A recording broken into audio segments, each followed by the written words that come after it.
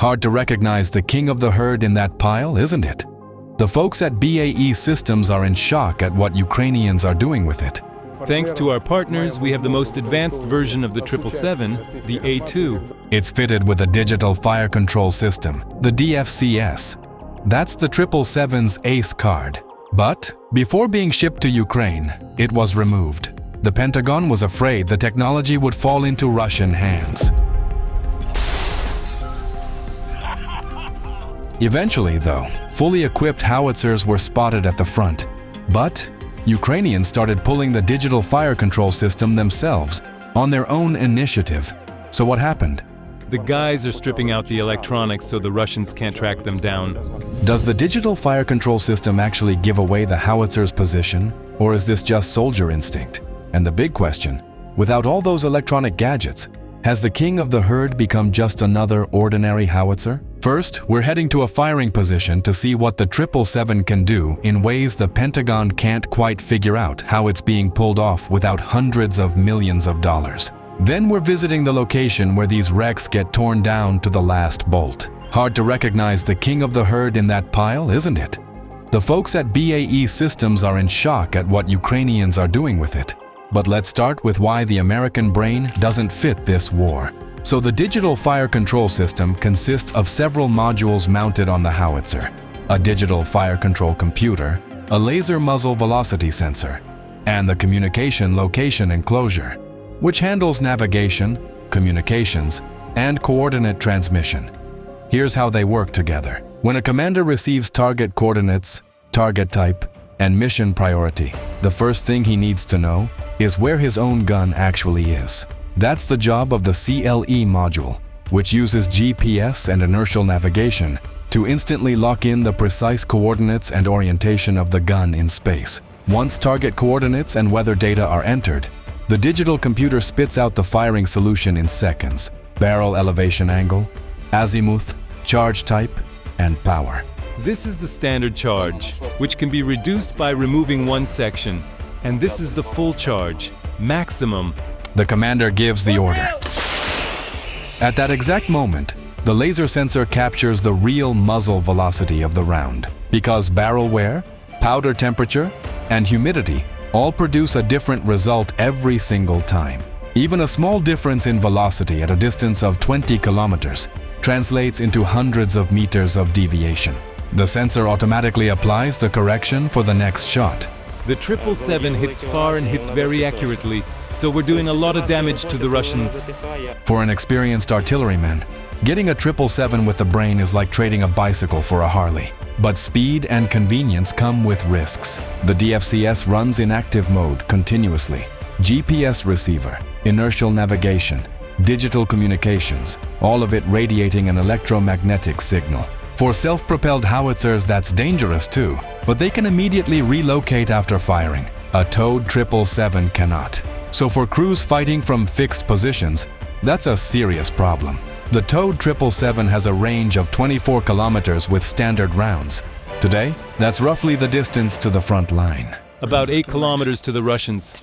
That means the 777 is firing practically from the front edge of the battle area.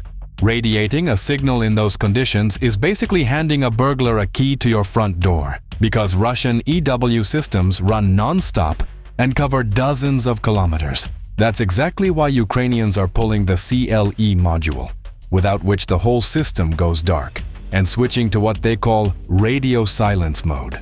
But that does not mean the 777 is shooting blind. We have a target, Russian trench positions. We're about to make their trenches a little deeper.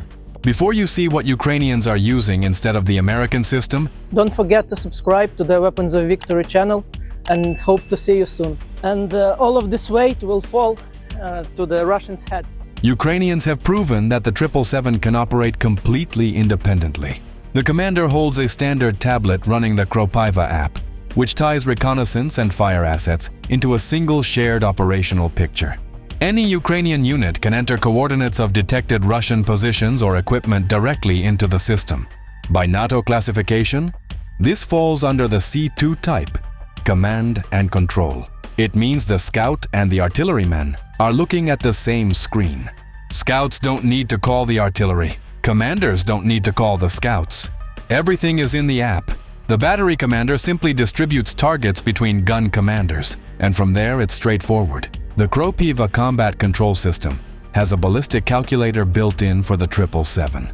Once the gun coordinates, target coordinates, and weather data are entered, the app outputs barrel elevation angle, azimuth, and charge type. The gunners use classic mechanical sights and an optical panoramic sight, spinning the hand wheels manually the old-school artillery way until the mechanical scales on the howitzer match the numbers they were given. Then the commander gives the order. Заряжать! Пострел! If the howitzer is properly zeroed, the margin of error is around 3 meters. Just keep the shells coming. 2 or 3 rounds, and the crew conceals the gun, barrel lowered to the ground, branches thrown on top. Everything's clean, actually perfect.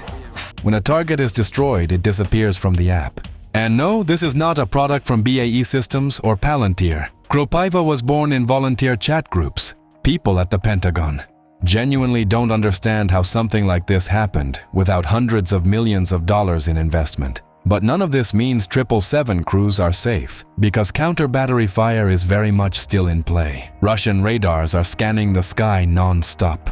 The 777 is being hunted hard. Quiet. Sounds like artillery working, but not on us this time. When we hear it coming in, we'll have about 10 seconds to find cover. Better to hit the ground immediately. A counter-battery radar doesn't need a GPS signal. It needs a shot. While the shell is still in flight, the radar tracks its trajectory. In fractions of a second, the algorithm works backward along that trajectory and locates the firing point with accuracy down to tens of meters. Those coordinates go straight to an enemy battery. From the moment the 777 fires to the moment the return strike lands, it's just a few minutes. That's why artillery crews never bunk near the gun. The 777 takes the counter-strike alone. Even deep fortified gun pits often don't save it. Our howitzers have taken hits from Lancets, Grad MLRSs, and Krasnopol rounds, but we always bring them back. Wounded howitzers end up here. Hard to recognize the king of the herd in that wreckage. Can they be restored? Hard to believe, but yes. Western partners don't get it. For them, it wouldn't even qualify as scrap metal, let alone something worth repairing. Ukrainians can't afford to throw a gun away, because a replacement might never come. So they strip whatever's left of a 777 down to the last individual part. Every piece that survived might be needed later, because from those pieces, they essentially build an entirely different howitzer. But some components have to be restored from scratch, and that's where things get complicated. Look at the size of the shrapnel coming in. Titanium gun, that's another name for the 777. Because titanium is used extensively throughout its construction. That metal cut the system's weight nearly in half compared to similar howitzers. But it became a problem because titanium is not ordinary steel. The guns come in with all kinds of damage. A lot of it is shrapnel damage. Ukrainians have mastered the technology of welding titanium surfaces on damaged artillery systems. This had never been done in Ukraine before, because titanium is a demanding metal, and only a handful of people in the entire world can weld it without cracks or deformation. We're in contact with our Western partners. In video calls, we broadcast the entire 777 restoration process and other details. In some cases, they're learning from us. They say so themselves. BAE Systems, after seeing Ukrainian repair shops, was so impressed it opened talks about cooperation, starting with maintenance work in Ukraine and potentially moving toward production down the line. Some guns come back a second, third, even fourth time, because I recognize my own welds. The scale of artillery fire in this war is apocalyptic.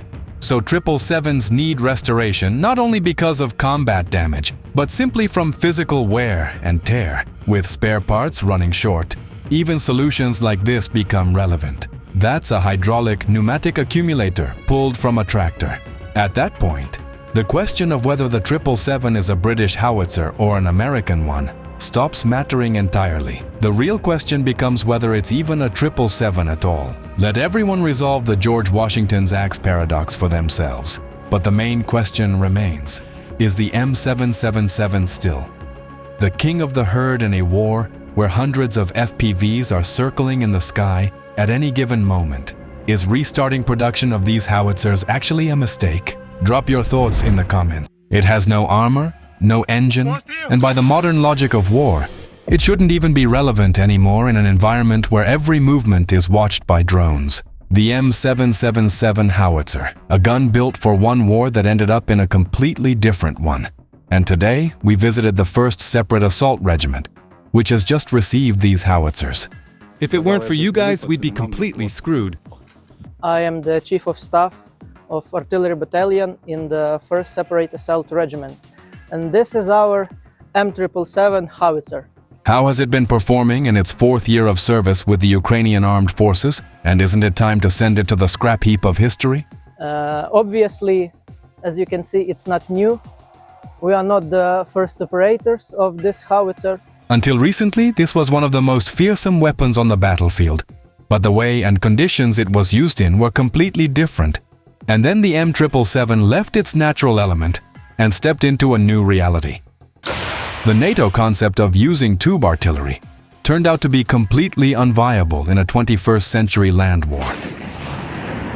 It was designed for Afghanistan and for the war in Iraq, but in combat we mostly use it our own way. We figure out a lot of things ourselves. But let's step away from theoretical questions and get onto the battlefield. Here, every shot is a risk. The moment a gun opens fire, everyone starts looking for it. Drones, counter-battery cameras, artillery. Sometimes you have minutes, sometimes seconds. In conditions like that, a towed gun is a target, but the M777 doesn't become one, because it's not just about the gun itself. Its real strength is in how it's used. This isn't just artillery. It's a new system where every element works as a single unit. Everyone knows their job. The main thing is for the loader to get the shell there in time, screw on the fuse, have the propellant ready, and for the gunner to correctly receive the fire mission settings and lay the gun. That's the whole job. And it works. We watch the gunner dial in the settings on the sight, the shell and propellant going into the tray, the shot going out, but that's just the tip of the iceberg. For that shot to happen in the 4th year of active Ukrainian use of the M777, a lot of factors have to come together. And for us to keep releasing new videos, all we need is your likes. Let's start with the gun itself. Passing between Ukrainian units over these 4 years, its service life has been pushed to the absolute limit. It came to us on its last legs, and now the howitzer is in transport position, ready to go to a repair plant. Often, the guns handed to the Ukrainians have been used at 2 or even 3 times the service life declared by the manufacturer. In conditions like that, Ukrainians build Frankensteins out of the units whose parts can still be salvaged. But if you know what you're doing, and you send the gun to real specialists, of which Ukraine now has no shortage, it comes back ready to roll out to a firing position. And that's where the next problem starts: movement to position. But we have a few issues with the 3-axis. First of all, it's really old and need to be repaired very often. Secondly, it's logistics. In the modern war, in the modern Russo-Ukrainian war, logistics is really a tough call, because drones, soldiers who use this howitzer, and for us it's a big problem for now. No matter how experienced your crew is, getting to position with a gun like this is largely a lottery.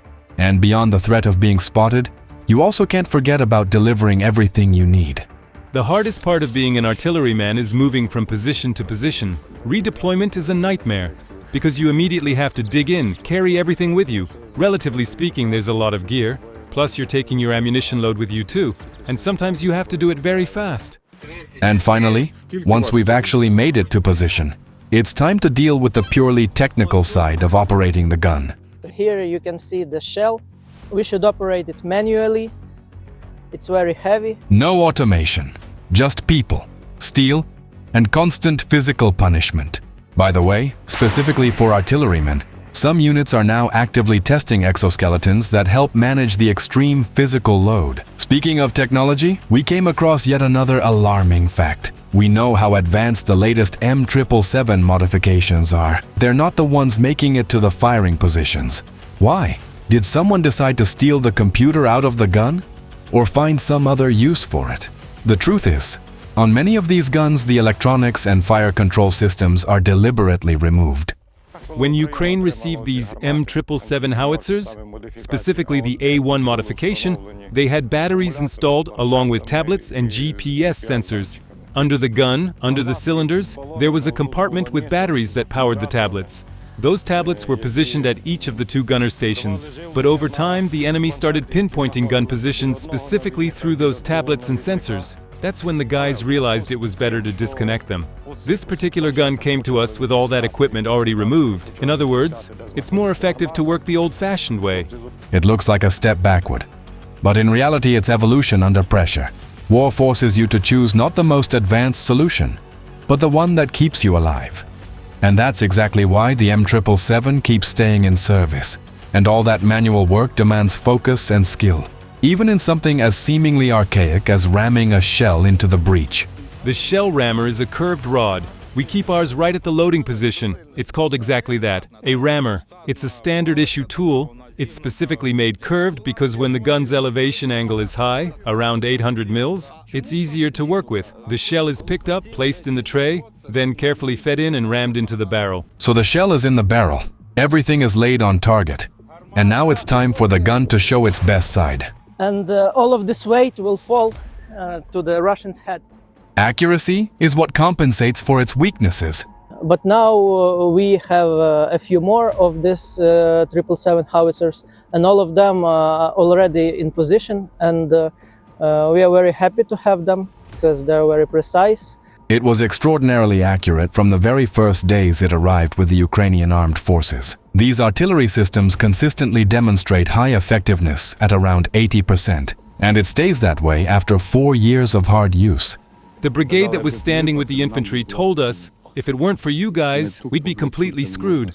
And that's the truth. Because even in a drone war, artillery remains the first tool of response and the only one capable of stopping an enemy assault group pushing toward infantry positions. If it's already well dug in and zeroed, the margin of error comes down to 3 meters, about 10 feet, and sometimes it hits exactly where it needs to. In this war, accuracy means speed of destruction. Fewer shots, less time for the enemy to detect you. And that's exactly what gives the crew a chance to survive after opening fire. Every accurate shot isn't just a destroyed target, it's time saved. And that time decides whether there will be a next shot at all. Because, as already mentioned, this gun, precisely because of its effectiveness, is the most wanted target for the Russians to destroy. We enter the angle to understand how high to raise the barrel. We have a bubble meter that we use to set the level, and we have an angle meter to set the angle. And through the sight, we aim at the collimator and rotate the gun accordingly. Another key advantage of the M777 is ammunition versatility. It works with a wide range of 155mm rounds, from classic high-explosive fragmentation to smoke, illumination, and precision-guided munitions. That means one and the same gun can handle completely different missions, from engaging personnel to adjusting the battle, or covering a maneuver. But versatility has a flip side. The wider the range of tasks a gun performs, the more often it fires, and the more often it becomes a target for the enemy. In reality, that means one thing. The M777 is constantly in the game, and therefore constantly under threat, and the numbers back that up. According to data from the Oryx monitoring group, at least 97 M777 artillery systems have been confirmed lost in Ukraine. Of that number, around 54 howitzers were destroyed, and 43 were damaged. That's a massive percentage of all the howitzers received. You could say only a small fraction of the guns transferred to Ukraine have escaped counter-battery fire altogether.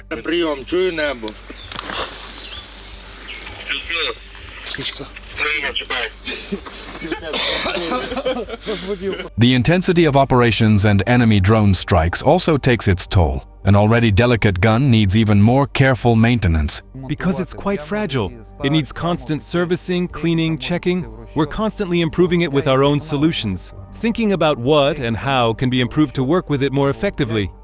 Built for a different climate, the M777 suffers particularly hard from the Ukrainian winter. Cold, moisture, mud, and constant temperature swings only accelerate wear and make the crew's job harder. At some point, it becomes obvious.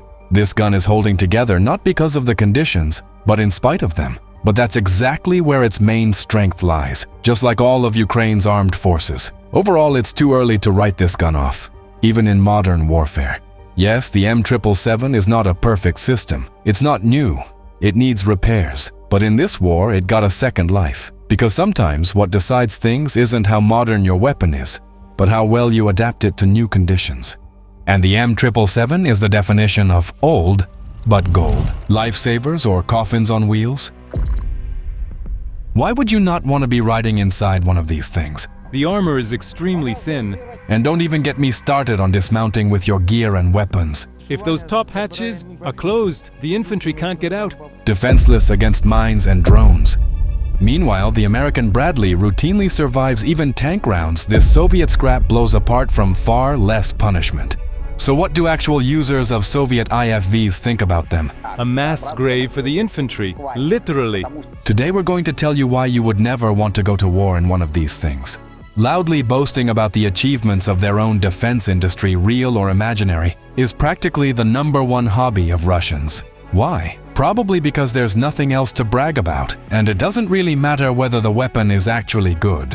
What matters is that it has no equivalent anywhere in the world. Sure, on the outside it's basically a two-seat Su-57, but under the hood it's a full-blown revolution. The war in Ukraine, with its spectacular failures of T-90 tanks, Iskander missiles, and Pantsir air defense systems, has taken some of the wind out of Russia's sails. Even the best goalkeepers in the world sometimes let one into their own net. But the habit of bragging, that one never went away. If you're also puzzled by Russia's obsession with being different from the rest of the world, Don't forget to subscribe to the Weapons of Victory channel and leave a comment. But in one thing, Russians are actually right. The infantry fighting vehicle concept was genuinely invented in the USSR over half a century ago. The BMP-1 was the first vehicle in the world with these characteristics. Only after our BMP did foreign equivalents appear, and one of their goals was specifically to counter our BMP. How did that happen? In the early 1960s, Soviet generals were seriously planning a liberation march into Europe, all the way to the English Channel. The armored personnel carriers available at the time didn't satisfy their ambitious strategists. They needed a vehicle that could match tanks in cross-country mobility and firepower. That's how the BMP-1 was born, a vehicle that even Russian propagandists cautiously describe as controversial. Independent experts are a lot more direct. The BMP-1 turned out to be extremely poor, especially the armament. The gun had very little high explosive effect, almost no armor-piercing capability, and no autoloader. In short, the weapon was a failure. So what was the solution?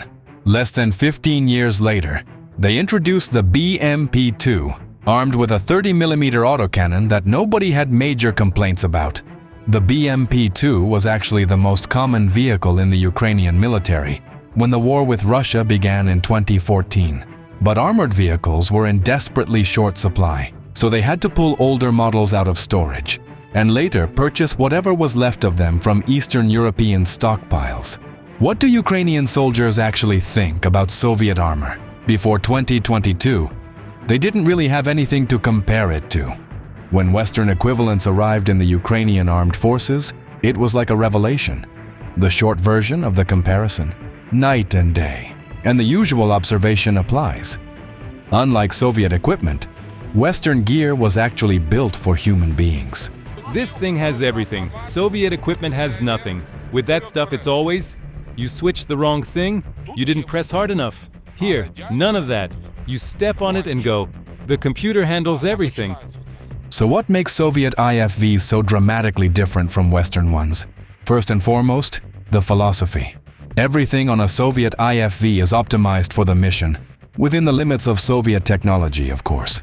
The comfort of the people actually carrying out that mission was never a concern for Soviet designers, especially back in the 1960s, when a soldier climbed into a BMP with nothing but a Kalashnikov and a chest rig. But by the time of the war in Afghanistan, the amount of kit that ate up space inside the vehicle had grown dramatically. The designers, however, stubbornly refused to notice. Against that backdrop, Even the ancient Swedish PBV-302 doesn't look like such garbage after all. If you compare it to the BMP-1, really to all Soviet military vehicles, this machine was already designed with people in mind, people wearing body armor. You can see how the troop compartment is sized. For me personally, remembering how I used to cram myself into that BMP that was genuinely tough. In here, it's more or less roomy. Same thing with maintenance. Convenience meant something very different in Soviet times. On the Soviet stuff, to pull the starter you basically had to remove half the engine. Here it's all right there, accessible, nice. The PBV is also smoother to drive. Anyone who's driven a BMP knows that if a gear jams, you've got to wrestle with it to knock it loose. Here it's the opposite, it works like a normal vehicle. Had Soviet designers ever heard of remotely adjusting track tension from inside the vehicle? Apparently not. If it needed to be done, you did it under enemy fire. And if a BMP-1 kicked off its shoe through a track, God help you. 6-7 hours to retrack it, and that's depending on where you're stuck. Sometimes the mud is so thick you can't even maneuver into position. But all of that is just inconvenience. What really matters in a fighting vehicle? The firepower and the backwardness of Soviet IFVs hit hardest for those who transitioned to something like the American Bradley. It's a completely different world. In the Bradley, you're basically relaxed. Everything's automated, you're just pressing buttons. Acquire the target, aim, range it, and engage. In the BMP-1, it's a completely different story. You have to manually range the target using the reticle, line it up, and then walk your rounds onto it. The BMP-1 was designed for combat on the plains of Europe, but its baptism by fire came in the mountains of Afghanistan. You might ask, what does terrain have to do with it? Believe me, everything. It was in those Afghan gorges that the vehicle's total unsuitability for that kind of fighting became painfully obvious. Turned out the gun couldn't elevate high enough. The elevation angle was too limited, and the round just punched clean through mud brick walls without detonating. What did that mean in practice? It meant the BMP-1's cannon was completely useless against Mujahideen, who set up ambushes in the rocks and fired down on Soviet vehicles from above, hitting them in the least armored angles. In theory, the infantry could fire from inside through the firing ports. In practice, that was almost equally useless. The firing sector is very narrow, and it won't angle upward, about good enough for shooing rabbits off the rear deck. Ever since Afghanistan, infantry got into the habit of riding on top of the armor instead of inside it. Why? Because it's safer. The BMP-1's armor is just genuinely weak. What can the armor actually stop these days? Just a rifle round. And what does that mean? It means the ammunition stored inside the vehicle, with no additional protection, can cook off from any serious hit. When that happens, surviving is basically a miracle. And even then, don't count on it. That's exactly why soldiers started decoding BMP, the infantry's mass grave. Your odds of survival are actually better if you're outside the vehicle. Some armored vehicle, one where using its protection is literally hazardous to your health. How do you like that, Elon Musk? Think that's it? Think again. The twisted genius of the designers placed the fuel tanks in the bulkhead and the rear hatches of the troop compartment, with armor that, as we've established, stops nothing heavier than a rifle bullet. If an armor-piercing incendiary round hits the rear tank, there's at least some chance of avoiding casualties and fighting the fire. But penetrating that fairly wide, thin strip of steel above the main tank, with the resulting fire, leaves the vehicle almost no chance whatsoever. You'd think all these fundamental flaws would have been fixed when they developed the BMP-2. But no, the new vehicle simply swapped out the main gun. The larger turret ring actually made the troop compartment even tighter. And the armor? Still just as weak. Deliberate? You bet. This armor deficiency goes all the way back to the original Soviet concept that infantry fighting vehicles had to be amphibious. Because the plan was to fight across Europe. Lots of rivers, water obstacles, canals, and so on. All of them needed to be crossed. And there wouldn't be enough engineer bridges to go around. So the vehicles had to swim across on their own. In other words, Soviet designers repeatedly and deliberately traded infantry survivability for speed of advance across a hypothetical European theater of operations. It should be said that Ukrainian soldiers aren't in the habit of complaining, and they're genuinely grateful for whatever equipment they get their hands on. They even manage to have genuine affection for it. But even in their accounts of Soviet IFVs, critical observations slip through now and then, like the absence of air conditioning and terrible heating in winter. If it's cold in winter, you can open the partition to the engine compartment. That'll warm you up a bit. Or the total lack of ventilation in the fighting compartment, which can knock the gunner unconscious in the middle of a firefight. During fire missions, the driver keeps his eyes on the gunner the whole time, because the gunner's hands are on the controls. If the hands drop and the vehicle stops firing, it means the gunner has passed out from propellant gases and you immediately pull back. Did Soviet strategists ever have a chance to change their approach? Sure, there was still the BMP-3, and once again, they blew it. Russian propagandists usually present this vehicle as state-of-the-art, but in reality it's been in service since 1987. Ukraine received a handful of these before the USSR collapsed. Even East Germany got some. Since the start of the full-scale invasion, Ukrainian defenders have captured several dozen BMP-3s, and now they're using them to hit their former owners. They were advancing on our positions, miscalculated their strength a bit, and had to run. So we took their vehicles. And they advanced in the finest tradition of Russian sloppiness. Didn't even properly prepare their weapons for combat. They pulled these straight from storage without even cleaning the barrels. Nothing. They load a round. It jams because nothing's been cleaned. That's it. They just abandoned them. The 30mm wasn't working because they hadn't properly depreserved it from storage. They started firing. The grease inside the barrel heated up and boiled, and a round got stuck inside. So what does a Ukrainian crew actually think about this favorite showpiece of Russian propaganda? Honestly, pretty skeptical. The BMP-3 is significantly different from its grandmother, the BMP-1, but not always in a better direction. The engine was moved from the front to the rear, right into the troop compartment, creating a kind of hump that makes dismounting even more awkward. The placement takes up space, so if those top hatches, we call them butterfly, are closed, the infantry can't get out. Getting out is really uncomfortable here. They also stuffed a lot of electronics in there. But it behaves strangely, to say the least. For example, it locks out the weapon systems if the hatches are open. The infantry dismounts and runs. Nobody closes the doors. Now the vehicle can't fire again. The commander has to get out, close the hatches and doors, so the system resets. And all of that is time. Time when people are shooting at us. Maybe at least the armor got a meaningful upgrade on this newer vehicle? Well, sort of. But not by much. The frontal armor of the BMP-3 is 18mm. It's rolled aluminum, and it was designed to resist the rapid-fire autocannons on Western, or NATO, IFVs. In reality, that armor more or less reliably stopped a Soviet 14.5mm round at best. NATO small-caliber rounds, only at very long range maybe.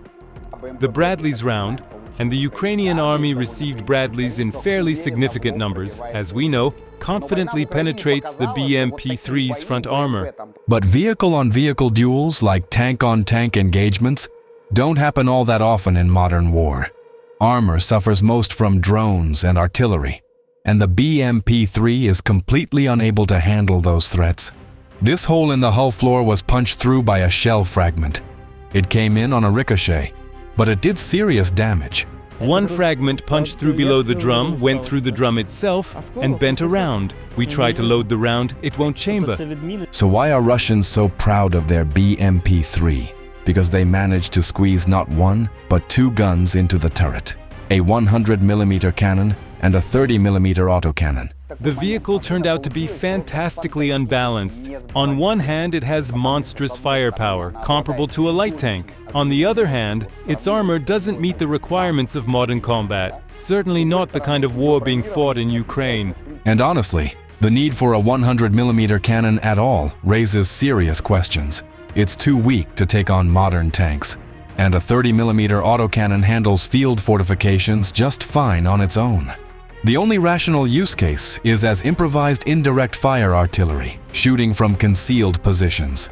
To wrap it up, Russians went their own unique path, as always. Just slightly in the wrong direction. April 16, 2026, Ukraine. Drones and missiles filled the sky. 703 targets total, including ballistic missiles. 667 were shot down. That's nearly 95%. Good enough or not? Our partners see what we're doing, but they don't understand how we're doing it. When Iran struck Israel and American bases, the 5th Fleet headquarters was on fire on day 1. That happened because the air defense system was overwhelmed and ran out of ammunition. But Ukraine has been repelling attacks like that every single day for over 4 years, without better interceptor missiles. So what's the secret? AI-powered acoustic sensors? Next-gen drone warfare? In 14 minutes, we're breaking down Ukraine's air defense system layer by layer, because every single layer matters. And then we'll find out why neither the US nor Israel can copy what Ukraine has built. So, Layer 1, Launch Detection. Space-based intelligence and human agent networks track missile deliveries to airfields, aircraft refueling, and bomber preparation. That's the primary indicator that a missile strike is being planned. All of that information flows into a central command post, and it's not an office in downtown Kyiv. This is a mobile command post. We're constantly on the move, including the Air Force commander himself, because the enemy is hunting for the command center to destroy it. NATO satellites also watch harbors, spotting the arrival of special cranes and transporters carrying long missile containers at the docks. When missile frigates or Varshavyanka-class submarines, which are also capable of launching missiles, put out to sea, they're tracked by AWACS aircraft, NATO Global Hawk UAVs, and signals intelligence assets. But almost every combined attack begins with Shahed launches because they fly slower than missiles. Massed combined strikes, that's always very hard and very intense. Fixed kamikaze drone launch sites are under constant satellite and agent surveillance. During launches, Russians also make heavy use of standard pickup trucks, but concentrations of that kind of equipment are hard to hide. That's why Ukrainian defense forces learn about Shahed launches in real time. Shahed's incoming, first wave. But how do the Ukrainians figure out their numbers and routes? Before we move on to the next layer of Ukraine's air defense, You should subscribe to the Weapons of Victory channel right now. It's an order.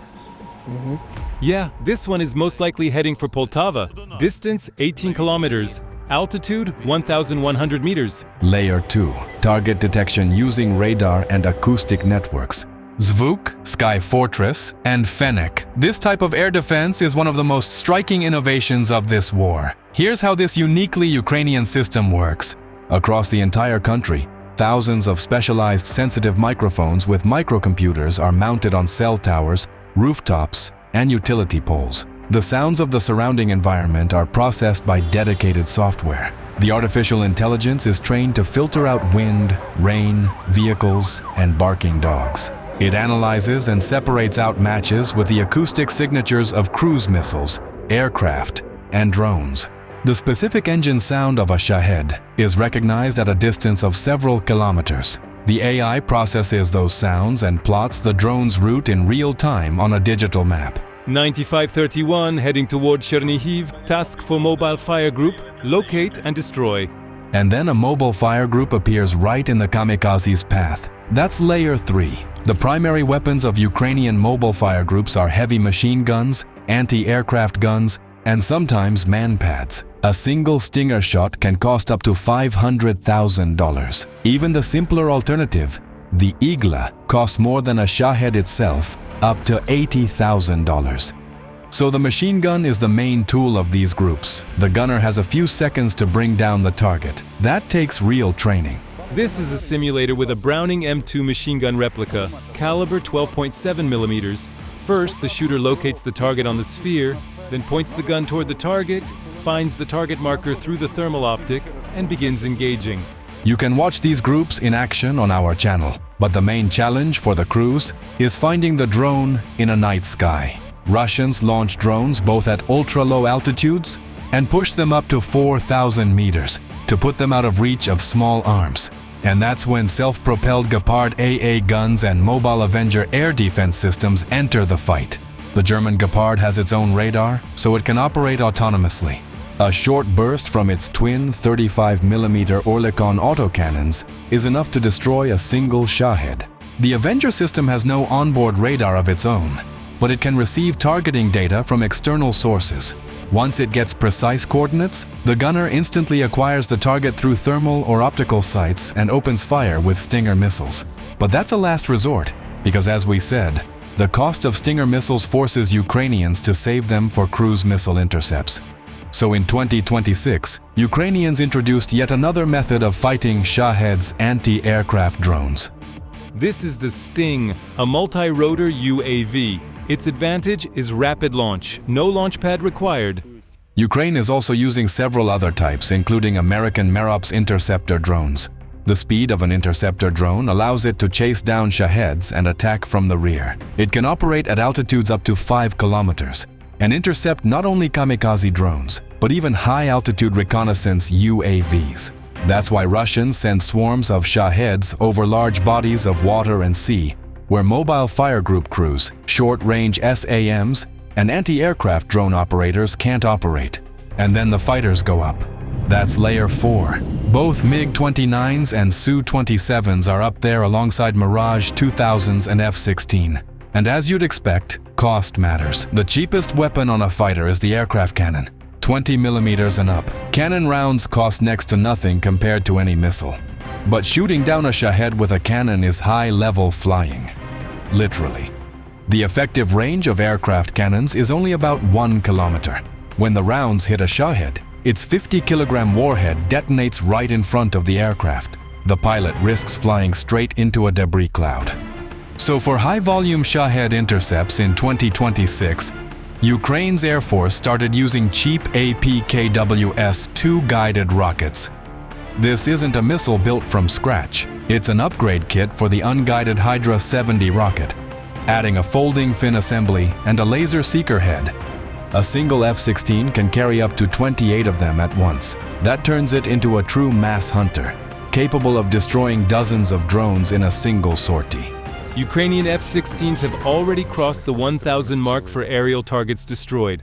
Ukrainians also use light aircraft and helicopters with a door gunner on board. Their slower speed makes it safer to shoot down Shaheds without risking the aircraft. But the real next-gen drone warfare concept, a fixed-wing aircraft used as a launch platform for anti-aircraft drones, could be a total game-changer against Shaheds. Here's how it works. During a Shahed attack, an An-28 takes off. It doesn't need to chase a kamikaze with a machine gun or pull dangerous maneuvers. It spots the target, then drops an interceptor drone controlled by an operator on board. This is the first recorded example in history of aircraft being used as drone carrier platforms. Even in Ukraine, it's still rare. So some Russian Shaheds travel significant distances and reach critical infrastructure, loading down the air defense system. Second wave inbound. Around this time, the first Russian cruise missiles enter Ukrainian airspace. And that's when the medium and long-range air defense tiers enter the fight. Layer 5. NASAMS and IRIS-T, modern medium-range systems provided by Ukraine's allies, carry a heavy share of the workload. They reliably intercept low observable cruise missiles at ranges up to 20 kilometers. My unit, without any exaggeration, is one of the best in the Air Force. We have destroyed 50 enemy targets on the most difficult axis. The modernized Hawk handles its share just as well. Soviet S-300s and older Buk M1s, which were part of Ukraine's inventory before the war, are still effective thanks to powerful radar systems and large engagement zones. But due to a shortage of missiles, the role of the S-300 is shrinking. Ukraine is trying to find replacement missiles to keep those S-300 launchers in the fight. The Buk M1, on the other hand, has gotten a second life through the Franken-SAM concept. It's a fascinating hybrid system. Ukrainians married an old Soviet SAM with American RIM-7 Sea Sparrow missiles. Soviet platform, Western guidance, range up to 30 kilometers, altitude up to 15 kilometers. Another pairing, a Soviet radar combined with a launcher carrying American AIM-9 M Sidewinder air-to-air missiles, all mounted on a truck platform. The radar finds the target, the Sidewinder kills it. Strictly speaking, at Layer 5, everyone is involved in repelling the attack. Fighters with air-to-air missiles fill gaps in the fixed radar coverage. If a missile punches through the large SAM systems and aviation, on its final approach, the Gepards and mobile manpad groups go back to work. Cruise missiles often fly very low, terrain hugging, which actually makes them vulnerable to ground ambushes. But the hardest problem for Ukraine is ballistic missiles. That's a different physics problem and a different level of danger. Conventional air defense systems are powerless against them. That's Layer 6, the top tier. Only MIM-104 Patriot systems with PAC-3 missiles and SAMP/T systems with Aster-30 missiles play at this level. But even they don't guarantee 100% protection. What makes it so hard? First, because of shortages of modern systems, Ukrainians can only position Patriot and SAMP/T to protect the most critical targets. We don't have enough PAC-3 missiles to be capable of repelling airstrikes. Second, from the moment of launch to the point of impact in Kyiv, only a few minutes pass. A ballistic missile falls from the sky at a 90-degree angle at speeds up to 10,000 kilometers per hour. How do Ukrainians react in time? A satellite detects the ballistic missile within 10 seconds of launch. The Patriot's radar picks up the target. Another 10 seconds for the computer to calculate the trajectory. Then the operator confirms the intercept. That takes no more than 5 seconds. And 2 PAC-3 missiles, $4 million each, go up on the intercept with a few seconds between them. Security always costs? SAMP/Ts act faster because Aster-30 launches vertically upward, so there's no need to rotate the launcher toward the target. The missile navigates itself to the right direction. On its final approach, the Aster-30 activates its active seeker head, acquires the ballistic missile, and goes in for a direct hit. From the moment the ballistic missile launch is detected to the moment it's destroyed, 45 to 60 seconds. Imagine the pressure on those operators. But even the debris from a shot-down ballistic missile is still a weapon because it keeps falling at tremendous speed. That's exactly why ballistic missile attacks are the most intense challenge Ukraine's air defense faces. And yet Ukrainians have built a defense that holds against Russian combined attacks, with very solid numbers to show for it. Just this past winter, my unit destroyed over 40 ballistic missiles. That number could have been higher if we'd had more ammunition. Without the air defense shortage, Ukraine would be posting the highest interception numbers in the world. But why can't Israel or the US copy what Ukraine has done? On Israel, the problem is that there simply isn't enough physical space for deep layered defense, and the concentration of population, infrastructure, and economic assets within a limited area is so high that any hit or even falling debris causes enormous damage. So Israel built a layered and highly dense air defense system, but tailored specifically to its region. Instead of mobile fire groups, Israel has a fixed system capable of simultaneously shooting down thousands of cheap, unguided rockets. To build a dome like that, you need a very, very large number of systems. And they destroy Shaheds before they ever reach the country's borders. F-35s and F-16 fly out to intercept them in neighboring airspace and shoot them down with air-to-air missiles. Hard to even imagine what that costs. On the US, the American military simply does not plan around a scenario where an enemy mass strikes US cities with missiles or drones. And if kamikaze drones or cruise missiles were launched from Cuban territory, the US has a concept of layered coastal and air defense, where modern fighters and US Navy ships with the Aegis system play the central role. The idea is that the missiles and Shaheds never make it to American cities. Drop a comment below. Is American air defense sufficient? Or is there room for improvement? Actually, the Hawk is the father of the Patriot. The Pentagon officially took the Hawk off combat duty in 2002. But right now, the Hawk is being supplied to Ukraine. Dear Americans, thank you for all support you already provided to Ukraine. Russia was so afraid that it sent 3 new stealth missiles to destroy it. That was the hardest fight because 3 Kh-69 missiles were coming straight at us, constantly changing altitude. It was a 3-on-3 duel, and the Hawk won. Is that just luck? Because the Hawk's analog brain operates on the principle of a Coca-Cola vending machine. It shouldn't be capable of standing up to modern threats. And yet there it is, burning 3 stealth missiles out of the sky. How did it happen that the old Hawk, which appeared in the middle of the last century, is shooting down new Russian missiles on par with modern systems? And actually doing it better, because by the book, Patriot needs 2 missiles per target. 3 targets? That's 6 missiles. Hawk did it with 3. Its missiles know how to attack from above like the way a hawk dives on its prey. Maybe we don't fully understand the Hawk. Maybe the Americans retired it prematurely. Or maybe this isn't quite the Hawk missile system everyone thought they knew. You're about to see it all with your own eyes and decide for yourself. Hit like so other viewers can find this video. And if you're interested in how weapons actually perform in a real war, not on a training range somewhere. Don't forget to subscribe to the Weapons of Victory channel. Wish you luck and hope to see you soon. So let's start with the tactics, past and present. In the late 1950s, NATO was bracing for a Soviet lightning strike on Western Europe. The Hawk's tactical mission was to shield the front line from attack. Aircraft, helicopters, and the cruise missiles that were just beginning to appear at that time. In other words, the Hawk was meant to be a shield for infantry and armored vehicles on the march.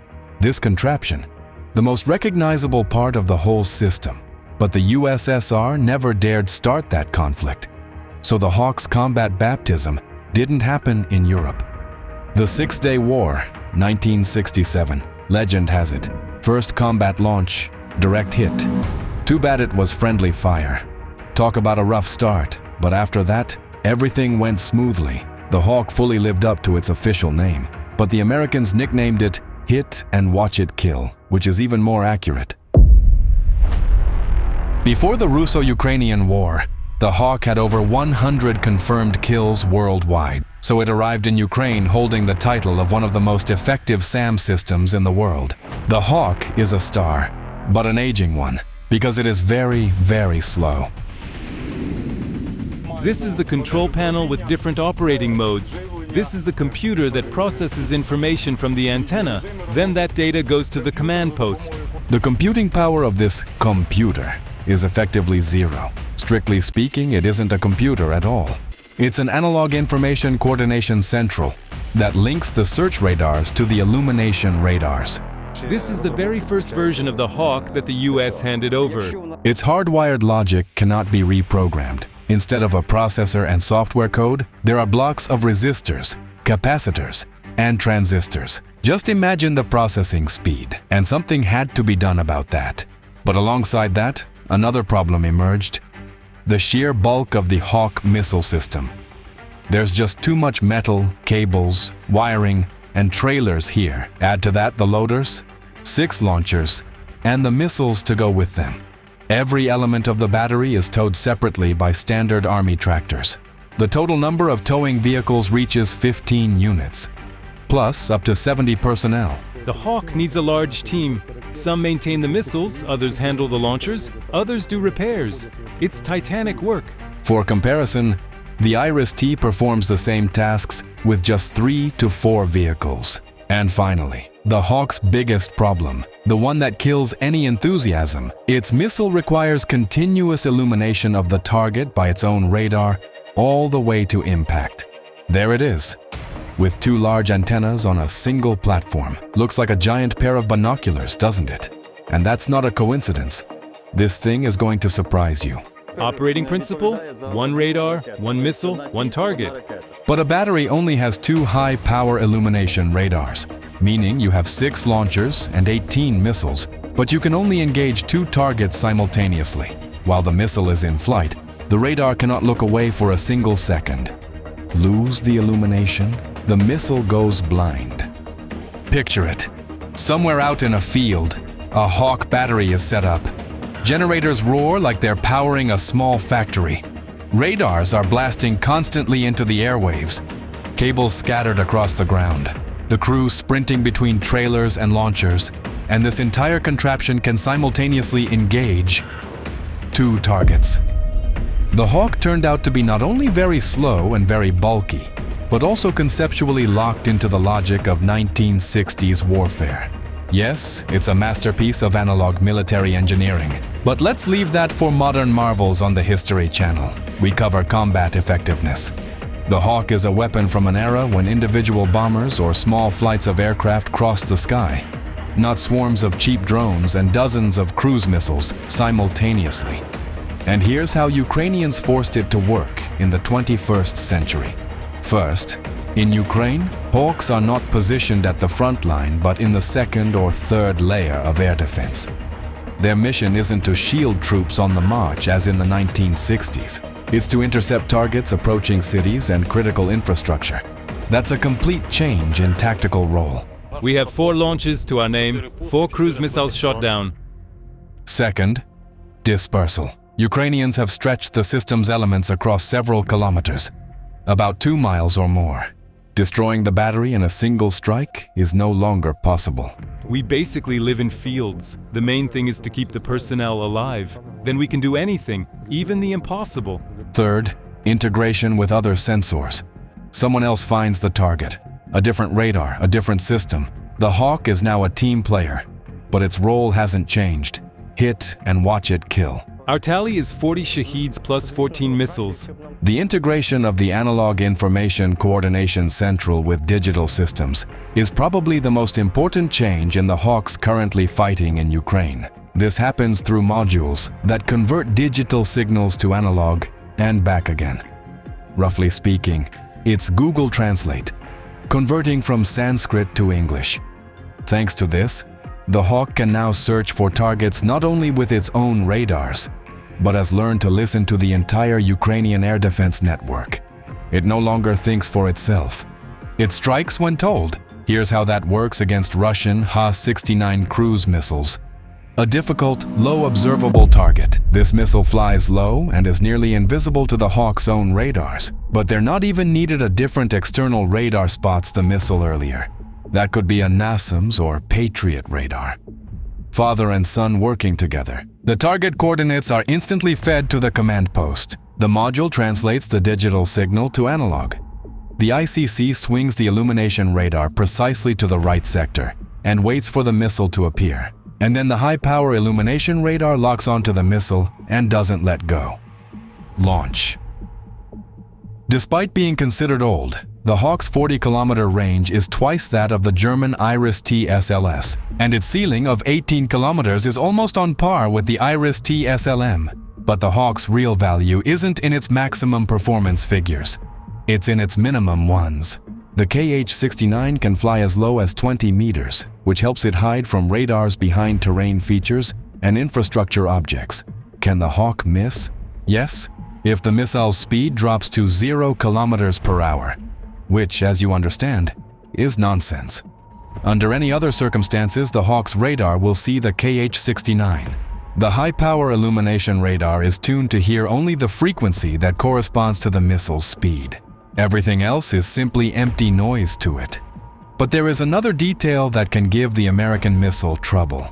The Russian KH-69 has a square cross-section and a coating of special radar-absorbing materials. This reduces its radar cross-section. In certain aspects, the Hawk's missile can lose the target, and that's when things get really interesting. If the missile loses the target, it climbs upward and its seeker looks down, searching for the lost target. As soon as the seeker picks up the signal again, the missile immediately dives back onto the target. This is likely referring to manual override. In one of our videos about NASAMS, a Ukrainian operator said he prefers manual override. How that works on NASAMS you can check out after watching this video. And here's how it works on the Hawk.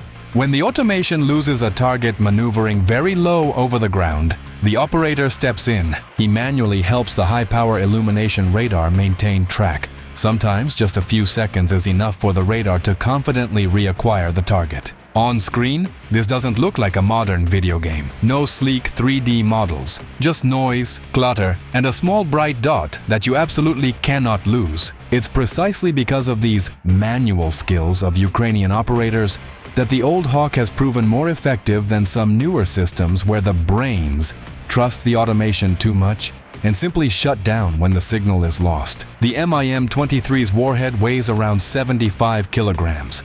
That's significantly more than most short-range missiles.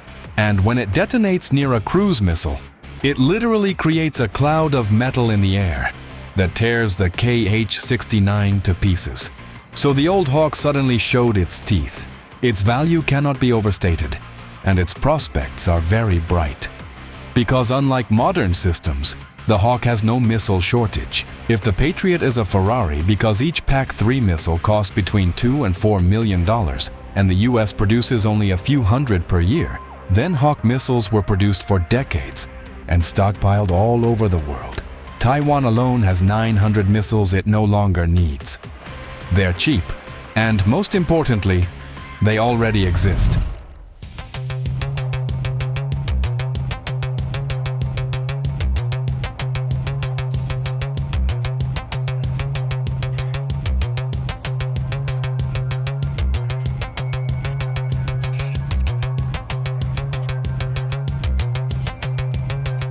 Over the past month, we've shot down more than 100 targets.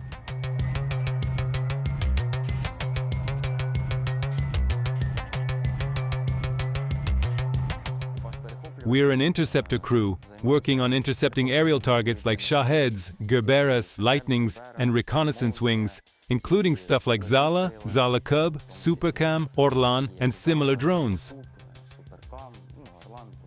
Some crews work directly close to the front line, others at medium range, and some way back in the rear.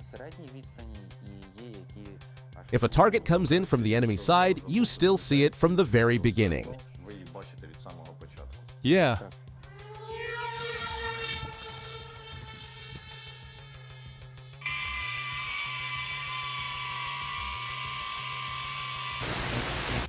Those enemy targets that couldn't be taken down by interceptor drones, unfortunately, keep flying farther on.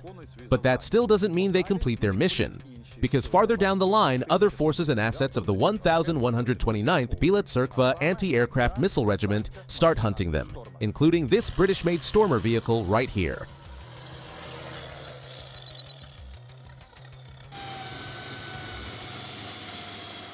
This is a very effective, solid machine. If something enters our sector, there's a 90% chance it gets shot down. Two types of missiles, LMM and HVN. Mostly we work with LMMs. They're more effective. Attention, LMM launch.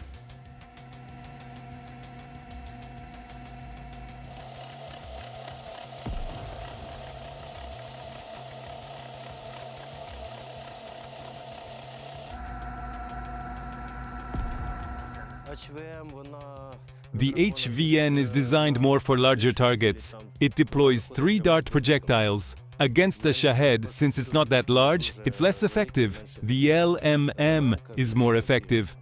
This machine has shot down every type of target. Shaheds, reconnaissance drones, strike drones. It's taken down targets like the Lancet too. The guys even had a case where they shot down a cruise missile. Attention, LMM launch.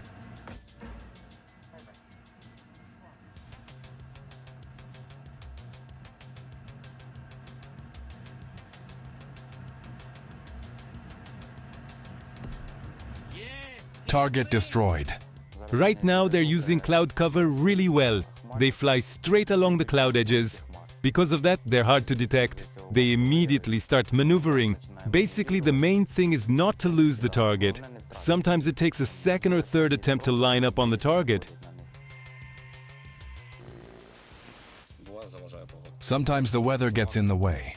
Fog, rain, that interferes with us. So purely weather conditions? Yeah, weather conditions. And both during the day and at night, it's easier for you to spot them? What's the main advantage of using drones for protecting the sky? Cheaper, first of all. Fewer people are involved in all of it, I think. One crew can both prepare the drones and directly operate them. We can track a target, wait until it leaves a populated area, so we can destroy it somewhere out in a field.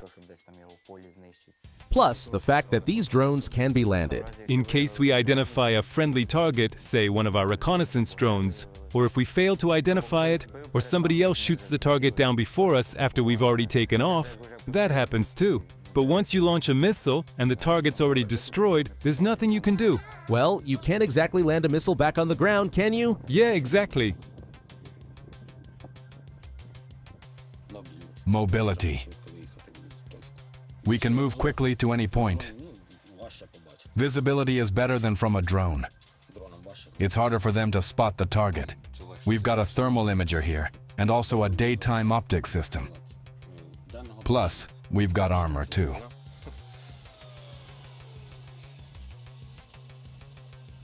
Lancets have hit machines like these before. As you can see, this vehicle also took a hit, but it's still alive. Just left a scar behind as a reminder. I was covering backup in one settlement. The guys were driving in for rotation. Unfortunately, a lightning drone came in. This was all that was left. I rushed over immediately, picked them up, and got them straight to the nearest aid point. The vehicle burned out, unfortunately, but the main thing is the guys survived.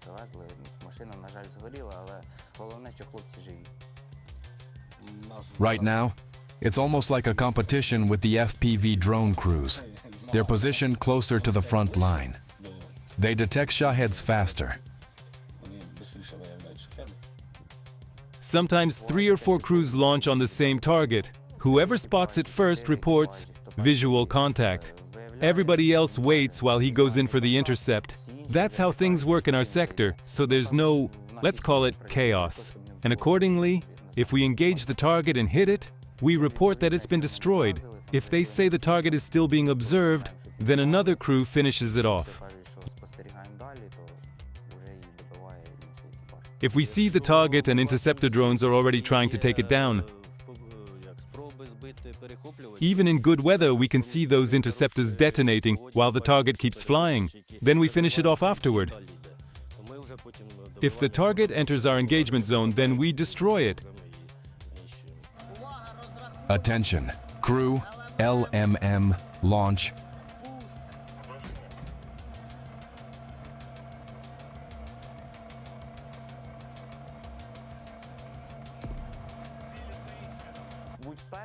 Being the first to spot that target and shoot it down feels a whole lot better than watching someone else destroy it, of course. And when the monthly results come in and you realize your crew took first place, yeah, that feels good. To be honest, the interceptor crews shoot down more targets. Fewer actually make it through to us. Is there some healthy rivalry in that? A little bit, yeah.